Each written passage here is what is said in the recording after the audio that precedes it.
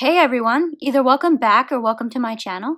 And in today's video, I want to cover the second part of the research that I wanted to do as a part of IIH Awareness Month.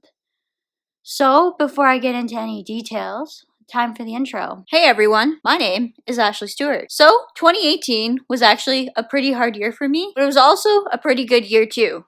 So I completed my bachelor's degree in biochemistry, but at the same time, I was also diagnosed with a rare condition called idiopathic intracranial hypertension, or IIH. Some of you may also know this by its older name called pseudotumor cerebri. So, if you're curious to learn more about what it's like to live with this rare condition, then I encourage you to watch on. Don't forget to subscribe, and I upload new content every Monday and Thursday afternoon. As I said in my last video, I wanted to spend one video focusing on one major area that I had quite a bit of in-depth discussion on what I wanted to talk about, and that I would be doing a more general research video later on in the month that kind of covered more smaller questions that often I have that have come up that don't require as much explanation. I want to start with probably one of the biggest research questions that I have outside of the affecting of papilledema is why this condition seems to affect women so much more than men.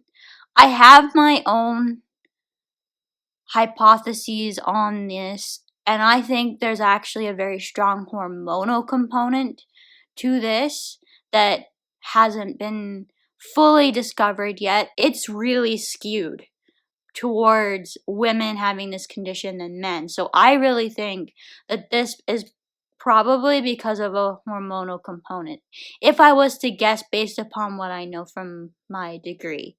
But that's pretty much is where I have to leave that question. Another major question I have has to do with the relationship between weight loss and IIH. So, as we know, there is a significant correlation between body mass index and IIH. I really want to know exactly what this relationship between weight and IIH is, because weight loss definitely does help. At least it's helped me. And I don't know if the weight loss has helped because of the lifestyle changes that I've adopted along with it, or if it's because weight loss is actually what's helped me. Because you have to make these lifestyle changes along with it, it's really hard to narrow it down to one independent variable that you're changing to notice how it affects dependent variables. So if you've been through any type of scientific training, you would have been taught about scientific experiments. So your goal with a scientific experiment is to have, so you have two main variables that you're trying to look at in a good scientific experiment. So you've got your dependent variables and your independent variables. So I got to define these terms. So an independent variable is the one that you're manipulating, and there should only be one. And then there's dependent variables that respond to the changes of the independent variable that you're looking at. So if you happen to change too much at once, it's hard to know exactly which one or which variable has led to the changes. I hope that helps a little bit. And this is kind of what's gone on with the weight loss with me. So along with weight loss, because to lose weight, you have to change your lifestyle in order to achieve significant weight loss.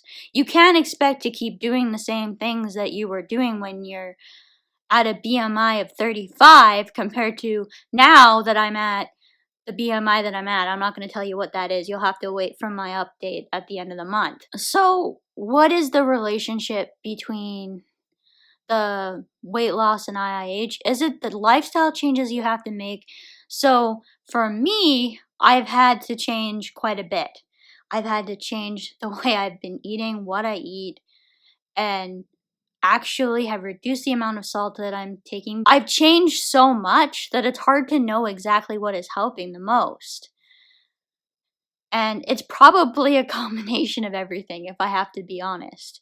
So it's probably a combination of the weight loss and the lifestyle changes, such as doing meditation, doing restricting salt intake.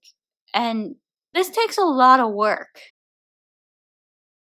If IIH is strongly correlated with other chronic illnesses, I don't have anything along with IIH besides chronic migraines that actually appeared after I was diagnosed with IIH. If there are other chronic conditions that are associated with IIH, I think it's important to know, because then if somebody's been diagnosed with IIH, then they can be monitored a little bit more closely for symptoms of these other chronic conditions. If I was to guess based upon if the hormonal question is right, so any hormonal imbalances, stuff like that could definitely be associated with IIH if that happens to be true, because you need to start off with some questions. You're going to have some of these questions lead into other questions, and you'll generate new questions from the research that you do find. If you have anything that you would like to add to the comments down below, feel free to do so. And as for now, that's it for today. Bye everyone.